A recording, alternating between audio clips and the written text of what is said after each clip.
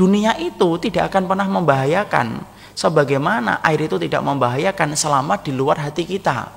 Tapi kapan dunia itu membahayakan untuk kita? Kalau dunianya sudah masuk ke dalam hati. Sampai bangun, yang dipikirkan pertama kali dunia, sampai tidur, yang dipikirkan itu dunia yang paling terakhir.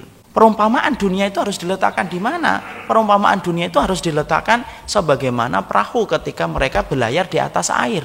Kalau perahu itu di atas air, maka air itu tidak membahayakan. Kapan air itu membahayakan?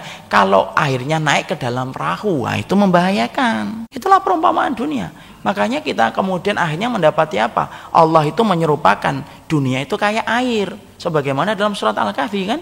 Sesungguhnya dunia itu kayak air. Imam Qurtubi itu mengatakan, kenapa Allah serupakan dunia itu kayak air? Karena ada 4 persamaannya.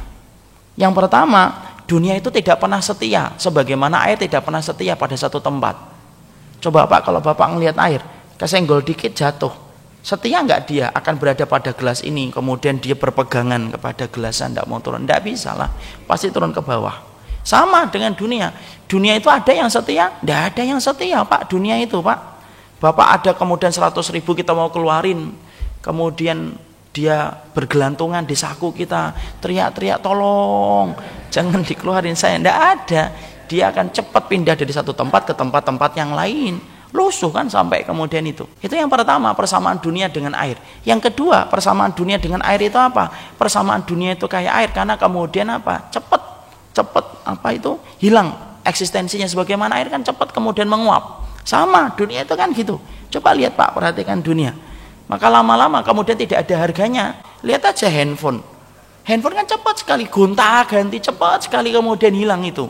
Yang ketiga, apa keserupaan dunia dengan air? Kalau kemudian cukup, maka kemudian lebih menyelamatkan. Kalau terlalu banyak, biasanya menghanyutkan. Bapak kalau dapat dunia, kalau dapat dunianya itu pas sesuai dengan kebutuhan, biasanya orang sudah selamat. Tapi kalau dapat dunia itu berlebihan, biasanya tidak selamat itu. Kayak air Pak. Air itu kalau kita mendapatkannya cuma 1 bak, enak. Buat kemudian istinja enak, buat mandi enak. Coba kalau kita mendapatkan airnya itu terlalu banyak. Ya, misalkan satu rumah, ya kan? Orang-orang kemudian yang kena banjir, yang semoga Allah sabarkan itu.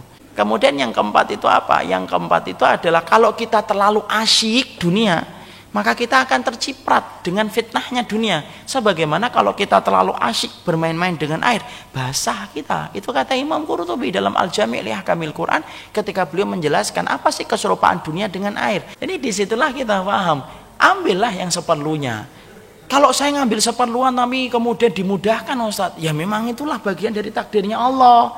Ya kita tidak bisa menggugat itu. Kenapa? Allah membagi dunia sebagaimana Allah membagi hujan. Kita tidak bisa menggugat. Tadi yang kita pelajari dalam surat Al-Isra, manasya lima nurid, yang kami kehendaki dan kami mau.